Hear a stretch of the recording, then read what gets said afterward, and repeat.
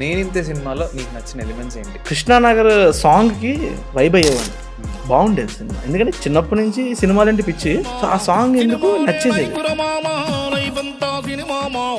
Cinema is almost the semi autobiography of Puri Jagannadh అని అనేవారు. Screen మీద కనిపించే రంగుల ప్రపంచం వెనుక ఎంత రియాలిటీ దాగున్నదో కళ్ళకు కట్టినట్టు చూపించారు పూరి గారు. ఎంత ప్యాషన్ అండ్ డెడికేషన్ తో వర్క్ చేయాలి అని రవితేజ గారి క్యారెక్టర్, లక్ లేకపోతే పైకి రాలేము అన్నట్టు ఎంఎస్ నారాయణ గారి క్యారెక్టర్, సపోర్ట్ చేసే పేరెంట్ లాగా రమప్రభ గారి క్యారెక్టర్, గ్రూప్ డాన్సర్ గా వర్క్ చేయాలనుకున్న హీరోయిన్ క్యారెక్టర్, ఇబ్బందులు కష్టాలు చూపించేలాగా షియాజీ షిండే గారి క్యారెక్టర్, ఇండస్ట్రీలో జరిగే డార్క్ సైడ్ ని కూడా చూపించారు. రెబల్ స్టార్ ప్రభాస్ గారే ఆయనంతటా ఆయన ఇండియాలో one and only director. Hero characterisation మీద రాయగలడు, that is Puri Jagannadh.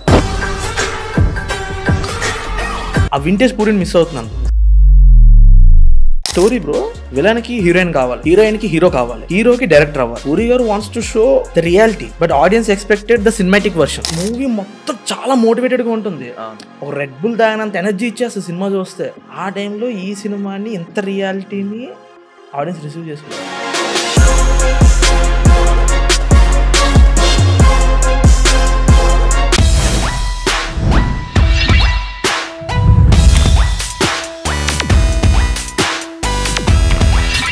Hi guys, how are you all? Welcome back to another episode of The Filmy Mike. Hello guys, నమస్తే.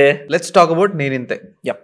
నేనింతే సినిమాలో నీకు నచ్చిన ఎలిమెంట్స్ ఏంటి? ఎలిమెంట్స్ కన్నా ముందు అసలు సినిమా ఎప్పుడు చూసావు నువ్వు? సినిమా రిలీజ్ అయింది ఐ థింక్ సమ్వేర్ అరౌండ్ 2008 లో రిలీజ్ అయింది అనుకుంటా. December 2008. అప్పటికి నేను 5th స్టాండర్డ్ బ్రో. సో నాకు తెలిసి నేను 5th స్టాండర్డ్. ఐ థింక్ నేను 10th స్టాండర్డ్కి వచ్చిన తర్వాత ఆ సినిమా చూసాను అనుకుంటా. ఆ సినిమా నేను క్యాజువల్ గా చూసాను, బట్ అంత అర్థం చేసుకునే కెపాసిటీ నాకు అప్పుడు లేదు, because I mean 10th standard. తర్వాత when I came in to films I started watching, rewatching in cinema and TV, బయట యూట్యూబ్ లో చిన్న చిన్న రీల్స్ గా చూడి అది నాకు మోస్ట్ ఫేవరెట్ ఫిల్మ్ అయిపోయింది. నేనైతే ఆ సినిమాని మేబీ 5th స్టాండర్డ్ తర్వాత పార్ట్లుగా చూసినట్టున్నా. అంటే మొత్తం సినిమా అయితే థియేటర్కి వెళ్ళి అయితే చూడలేదు, ఎందుకంటే ఇప్పుడు 5th స్టాండర్డ్ కాబట్టి. నేను కూడా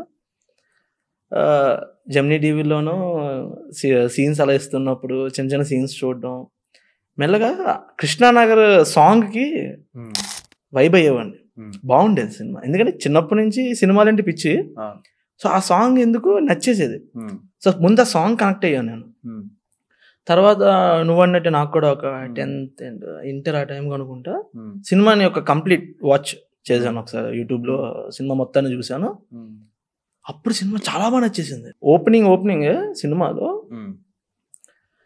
80s I mean black and white కాలం నుంచి ఉన్న యాక్టర్స్, డైరెక్టర్స్, ప్రొడ్యూసర్స్, టెక్నీషియన్స్ అందరు ఫొటోస్ అలా వస్తూ ఉంటాయి, టైటిల్స్ పడుతూ ఉంటాయి. ఆర్జీవి గారి ఫోటో రాగానే story, screenplay, dialogues, direction Puri Jagannadh అని వస్తుంది. It's like a student showing his love to his teacher. Correct. Cinema opening protagonist యొక్క గోల్ ని ఎస్టాబ్లిష్ చేస్తారు. ఇందులో ఉన్న క్యారెక్టర్స్ సినిమా ఇండస్ట్రీకి ఎంత కనెక్ట్ అవుతుంది అంటే, సినిమాలో స్క్రీన్ మీద కనిపించే రంగుల ప్రపంచం వెనుక ఎంత రియాలిటీ దాగున్నదో అని కళ్ళకు కట్టినట్టు చూపించారు పూరి గారు. అంటే క్యారెక్టర్స్ ని ప్రాపర్ గా డిజైన్ చేశారు.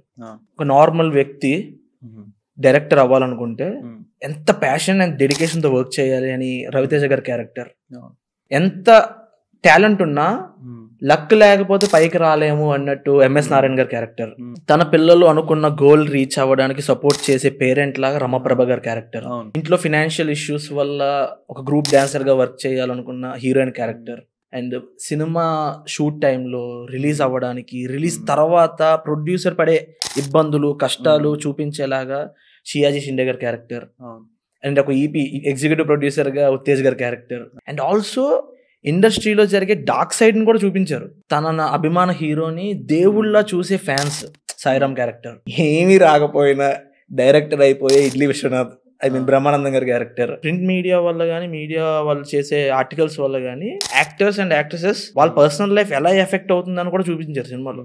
ఇలా ప్రాపర్ గా ప్రతి క్యారెక్టర్ సినిమా ఇండస్ట్రీకి రిలేట్ అయ్యేలాగా ప్రతి క్యారెక్టర్ డిజైన్ చేసుకుంటారు. నీకు విషయం తెలుసా, సినిమా రిలీజ్ అయిన టైంకి, రిలీజ్ అయిన తర్వాత చాలా మంది గాసిప్ చేసుకున్న లేకపోతే మాట్లాడుకున్న విషయం ఏంటంటే, cinema is almost the semi autobiography of Puri Jagannadh అని అనేవారు.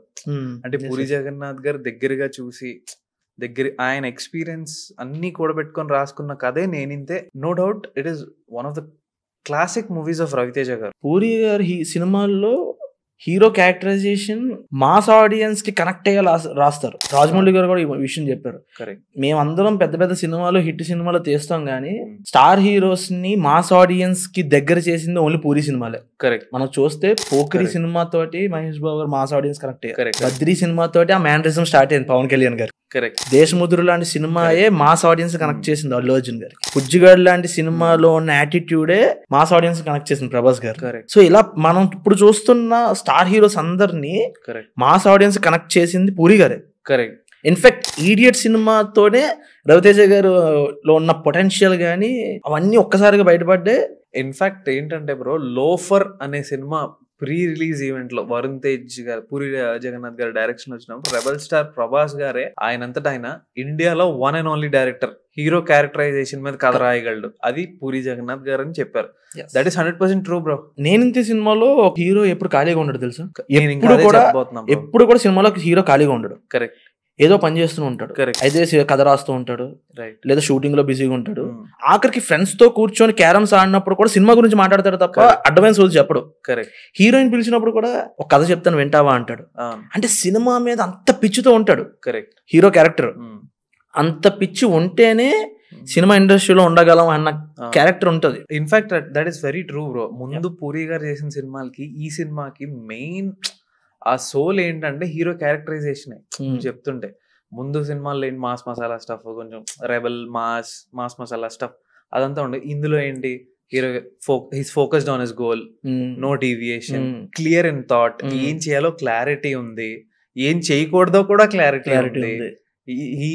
హీరోయిన్ అమ్మాయి ఇష్టం ఉన్నా సరే తనతో ఎలా బిహేవ్ చేయాలో కూడా తెలుసు, in that decent manner. Misbehave ఏం చేయకుండా, ఒక ముద్దు సీను ఏం లేకుండా, హగ్గింగ్ ఏం లేకుండా. ముందొచ్చిన మాస్ మసాలా సినిమాలు అవే ఆడాయి. కరెక్ట్. పూరి గారికి రియాలిటీకి ఎప్పుడైతే దగ్గరగా వచ్చారో ఈ సినిమా పోయింది. ఇందాక అన్నట్టు సినిమాలో కృష్ణానగరే మామా సాంగ్ ఈ రోజుకి ప్రతి సినిమా వాడు, సినిమా ఇండస్ట్రీలో బతుకుతున్న వాడు ప్రతి వాడు వింటాడు. ఈ సినిమాలో అంటే నువ్వు చెప్పినట్టు కృష్ణానగరే మామాకి సాంగ్ కి ఫిల్మ్ ఫ్యాటర్నిటీ మొత్తం వైబ్ అవుతూ ఉంటారు. బట్ నేను పర్సనల్ గా సినిమాలో ముమైత్ ఖాన్ సాంగ్ ఉంటుంది, పుడుతూ నే ఉయ్యాలా నువ్వు పోతే మొయ్యాలా ఈ లోపే ఏదో చెయ్యాలా అని వస్తుంది. చాలా ఎంత మీనింగ్ ఉంది. మూవీ మొత్తం చాలా మోటివేటెడ్ గా ఉంటుంది. ఒక రెడ్ బుల్ తాగినంత ఎనర్జీ ఇచ్చేస్తుంది సినిమా చూస్తే.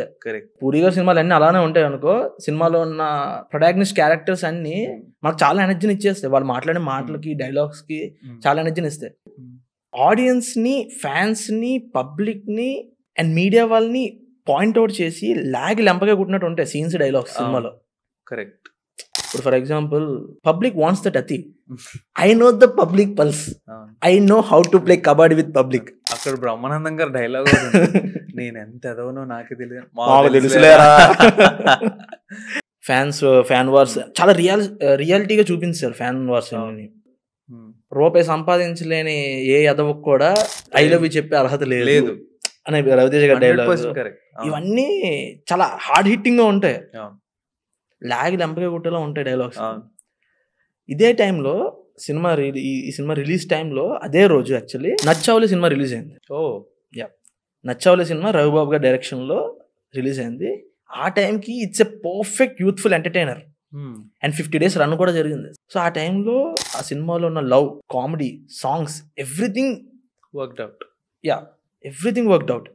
బిగ్గెస్ట్ హిట్ ఆ టైంలో సినిమా. ఆ టైంలో ఈ సినిమాని ఇంత రియాలిటీని ఆడియన్స్ రిసీవ్ చేసుకోలేకపోయారు. అండ్ సినిమా హీరో క్యారెక్టరైజేషన్ కూడా చాలా డిఫరెంట్ గా ఉంటుంది. అంటే అప్పటి వరకు ఉన్న పూరి హీరో క్యారెక్టర్స్ వేరు, నేనింతే సినిమాలో పూరి హీరో క్యారెక్టర్ వేరు. కరెక్ట్. హీరో క్యారెక్టరైజేషన్ కి రవితేజ గారు యాప్ట్.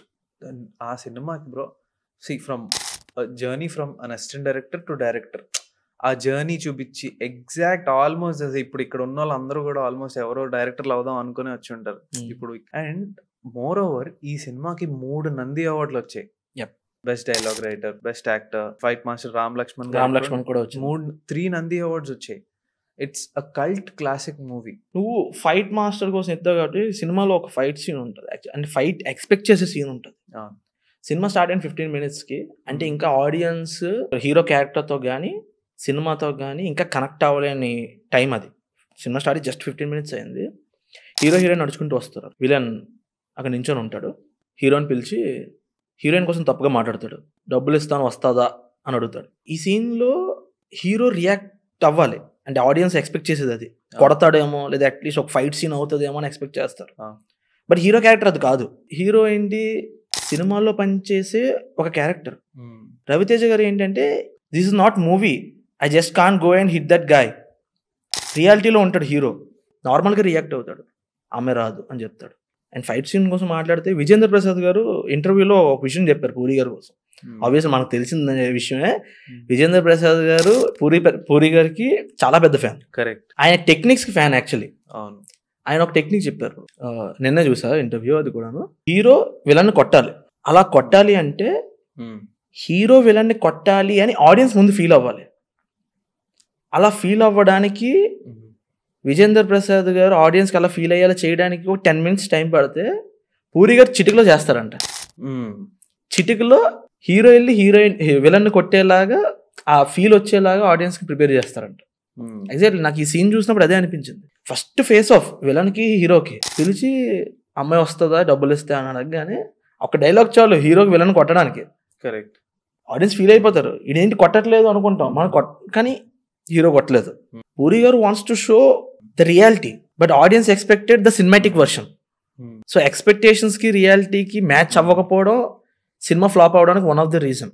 కరెక్ట్. ఈ సీన్ లో హైలైట్ నాకు బాగా నచ్చింది. నెక్స్ట్ మళ్ళీ విలన్ అడుగుతాడు, ఏమో డబ్బులు ఇస్తే వస్తుందేమో, మీ సినిమా వాళ్ళు డబ్బులు ఇస్తే వచ్చేస్తారుగా అని విన్నాను. కానీ రవితేజ కొట్టేలా రియాక్ట్ అవుతాడు, కానీ కొట్టడు.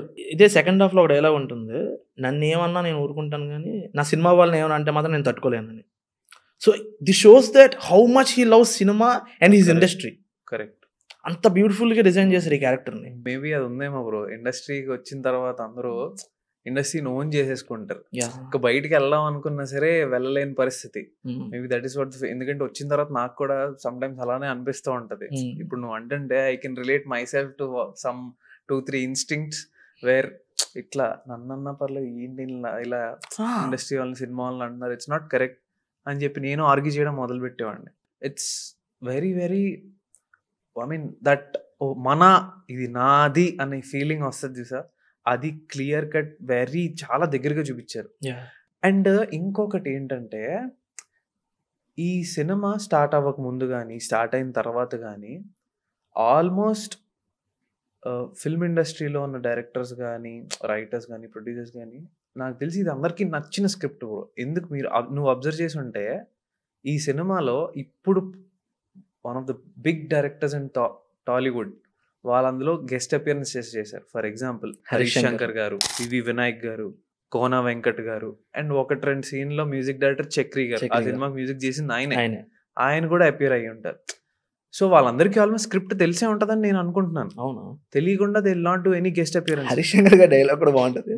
సినిమా ఓపెనింగ్ లో హీరో 100 మంది నరికేలు సార్, ఇంటర్వెల్ లో 100 మంది నరికేలు, క్లైమాక్స్ ఇంకో 100 మంది నరికేలు. ఈ నరుకు కూడా మీరు కాన్సన్ట్రేట్ చేస్తే ఇంకా ఎక్కడ రాస్తాం సార్. కరెక్ట్. అఫ్ కోర్స్ అందరికీ తెలిసిన విషయమే, హరీష్ శంకర్ గారు is a protege of Puri Jagannadh గారు. సో అంతమందికి తెలిసినప్పుడు ఆబ్వియస్లీ ఏమనుకుంటాం, it will become a blockbuster అనుకుంటాం. బట్ సమ్వేర్ ఆడియన్స్ కి కనెక్ట్ అవ్వలేదు. సమ్ పాయింట్ ఆఫ్ టైం కొన్ని ఇన్స్టింక్ట్స్ వల్ల, కొన్ని సీన్స్ వల్ల, ఇందాక నువ్వు చెప్పినట్టు కొంచెం వల్గారిటీ, కొంచెం darkness. It's not about vulgarity bro, vulgar గా ఏం లేదు సినిమాలో. అంటే హార్డ్ హిట్టింగ్ రియాలిటీ ఉంది సినిమాలో, అది వల్గర్ కాదు. బట్ ఇప్పుడు ఇంతగా మనం చెప్పిన ఫైట్ సీన్ చూసుకుంటే ఆ ఫైట్ సీన్లో ఆడియన్స్ ఎక్స్పెక్ట్ చేసేది ఒక హీరోయిజం. సెకండ్ హాఫ్లో కూడా ఒక సీన్ ఉంటుంది, విలన్ హీరో మీద ఉమ్ము వస్తాడు. హీరో తుడుచుకుంటే పోతుంది అనుకుంటే 199 సార్లు నేను తుడుచుకోవడానికి రెడీ, కానీ నేనే పోతాను అనుకుంటే నువ్వు పోతావు అండ్ డైలాగ్ అదిరిపోయింది. కానీ హీరో మీద ఉమ్ము వస్తే ఆడియన్స్ నచ్చదు కదా. సో ఇలాంటి సీన్స్ తీసుకోలేకపోయారు ఆడియన్స్. బట్ మనం ముందు అనుకున్నట్టు ఆడియన్స్ ఎప్పుడు తప్పుగా, ఆడియన్స్ ని ప్రిపేర్ చేయాల్సిన రెస్పాన్సిబిలిటీ ఫిల్మ్ మేకర్దే. హీరోయిన్ క్యారెక్టర్ కూడా చాలా సింపుల్ గా, అంటే to manage her daily expenses, to run the house, అంటే ఇంట్లో పరిస్థితులు ఎలా ఉన్నా, ఫైనాన్షియల్ స్టెబిలిటీ లేకపోయినా చిన్న జూనియర్ ఆర్టిస్ట్ గా, జూనియర్ డాన్సర్ గా వెళ్తూ అలా హీరోకి పరిచయం అవడం, అలా హీరోయిన్ కలవడం. హీరోయిన్ క్యారెక్టర్ నువ్వు అన్నట్టు చాలా నేచురల్ గా రియాలిటీకి దగ్గరగా ఉంటుంది. బట్ ఎంతగా మనం మాట్లాడుకున్నట్టే పూరి గారి సినిమాని సినిమాటిక్ గా తీయాలనుకోలేదు. సినిమా ప్రపంచంలో జరిగే క్యారెక్టర్స్ యొక్క కథను చూపించాలనుకున్నారు తప్ప సినిమాటిక్ గా తీయాలనుకోలేదు. అందుకే మామూలుగా సినిమాటిక్ గా అయితే హీరోయిన్ క్యారెక్టర్ చాలా డీసెంట్ గా వేరే విధంగా ఇంట్రడ్యూస్ చేస్తారు. బట్ ఇందులో పూరి గారు అది చేయలేదు. చాలా డిఫరెంట్ గా ఒక గ్రూప్ డాన్సర్ గా ఇంట్రడ్యూస్ చేశారు హీరోయిన్ ని. కరెక్ట్. సినిమాలో ఎంత రియాలిటీకి దగ్గరగా వెళ్ళిపోయారంటే ప్రతి చిన్న మన అన్నోటిస్డ్ సీన్స్ లో కూడా మనకి సినిమా ఇండస్ట్రీ గురించి ఏదో ఒకటి కన్వే చేస్తూ ఉన్నారు పూరి గారు. So for example Mumaith Khan గారి ఎంట్రన్స్ సీన్, ఆ సీన్లో ముమైత్ ఖాన్ గారు ఒక సాంగ్ షూట్లో సెట్లోకి వస్తారు. ఆ టైంలో హీరోయిన్ అంటే Mumaith Khan heroine character, heroine వచ్చి డాన్స్ మాస్టర్కి షేక్ హ్యాండ్ ఇస్తుంది, వెనకాల ఉన్న డైరెక్టర్కి హగ్ ఇస్తుంది, పక్కనే ఉన్న కో డైరెక్టర్ అండ్ అసిస్టెంట్ డైరెక్టర్కి హాయ్ అని చెప్తుంది. So this shows how the heroine greets the crew on the sets. అంతేకాకుండా సెకండ్ హాఫ్లో ఉన్న ముమైత్ ఖాన్ గారి సీన్ ఉంటుంది, హీరోయిన్ని రేప్ చేసేస్తారు ఇద్దరు రౌడీలు, మీడియా ముందుకు వచ్చి మాట్లాడుతుంది. అది ఎలా ఉంటుందంటే సీన్, ఆ డైలాగ్స్ మీడియా పర్సన్స్కి అంటే ఈ గాసిప్స్ రాసే మీడియా వాళ్ళకి లాగి పెట్టి కొట్టినట్టు ఉంటుంది అనమాట. Apart from all these scenes and incidents from the film industry, సినిమాలో సినిమా వాళ్ళకి సంబంధం లేకుండా ఉన్న ఒకే ఒక క్యారెక్టర్ విలన్ క్యారెక్టర్. అలాంటి వాడు హీరో డైరెక్ట్ చేసిన సినిమాకి ఫినాన్సింగ్ చేసి పేరేసుకుంటాడు, హీరో క్రెడిట్స్ లాక్ అవ్వాలనుకుంటాడు. I felt like director wants to say that ఇలాంటి యదవులు సినిమా ఇండస్ట్రీలోకి వస్తే ఇలాగే జరుగుతుంది, ఉన్నారు కూడా, సో ఇలానే జరుగుతుంది అనేలాగా ఈ సీన్ ఉంటుంది. బేసిక్గా స్టోరీ బ్రో, విలన్కి హీరోయిన్ కావాలి, హీరోయిన్కి హీరో కావాలి, హీరోకి డైరెక్టర్ అవ్వాలి. సో విలన్ ఏం చేస్తాడు, వాడు డైరెక్ట్ చేసిన సినిమాని లాక్కుంటాడు, దానికోసం హీరోయిన్ వస్తుందని. సో ఫైనల్గా హీరో విలన్ని ఎలా ఎదిరించి తను కష్టపడి డైరెక్ట్ చేసిన సినిమాని క్రెడిట్స్ మళ్ళీ ఎలా లాక్కొని హీరోయిన్ కూడా ఎలాగ దక్కించుకున్నాడు అన్న పాయింట్ మీద మొత్తం సినిమా అదే నడుస్తుంది. ఫైనల్గా మనం చెప్పాల్సిన దాంట్లో సినిమా ఎందుకు ఫ్లాప్ అయింది అని చూస్తే too much reality. Correct. At that time, it was very difficult for the theater audience to handle too much reality. Hard-hitting reality. And heroism scenes expect చేస్తారు. అంటే పూరి గారి సినిమా నుంచి డెఫినెట్గా ఎక్స్పెక్ట్ చేస్తారు. రవితేజ గారు పూరి గారు కాంబినేషన్ అంటే పక్కాగా ఎక్స్పెక్ట్ చేస్తారు. ఎందుకంటే ఈడియట్ అమ్మానో తమిళమ్మ హిట్లో ఉన్నారు ఇద్దరును. ఆ టైంకి కాంపిటీషన్, ఆ టైంకి నచ్చావులే సినిమా కాంపిటీషన్లో రావడం యూత్ ని బాగా అట్రాక్ట్ చేసింది. నా దృష్టిలో సినిమా ఫ్లాప్ కాదు యష్. సినిమా పోయింది, వెళ్ళిపోతామా? సినిమా హిట్ అయింది, ఇంకో సినిమా తీయడం మానేస్తామా? కరెక్ట్. సినిమా హిట్ అయినా ఇంకో సినిమా తీయాలి, సినిమా ఫ్లాప్ అయినా ఇంకో సినిమా తీయాలి. ఇది తప్ప మనకి ఏది రాదురా, దీనికి తప్ప మనం దేనికి పనికిరాం. ఈ పర్టికులర్ డైలాగ్ ఖచ్చితంగా ఫిల్మ్ ఇండస్ట్రీలో ఉన్న ప్రతి ఒక్కడికి కనెక్ట్ అయిపోతుంది 100% bro. And most importantly puri గారికి రవితేజ గారికి నేను చాలా పెద్ద ఫ్యాన్. పూరి గారికి ఫ్యాన్, నేను పూరి గారి రైటింగ్ ఫ్యాన్. నేను ఆబ్వియస్లీ ఇప్పుడు ఒకరికి ఫ్యాన్ అయ్యామంటే వాళ్ళు చేసే వర్క్ కోసం కదా ఫ్యాన్ అవుతాం. నో పూరి గారికి రకరకాల ఫ్యాన్స్ ఉన్నారు బ్రో.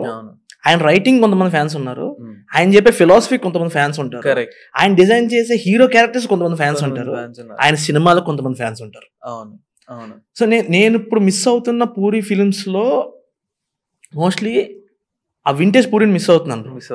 మనకి బద్రీ సినిమాల్లో హీరో యాటిట్యూడ్ చాలా బాగుంటుంది.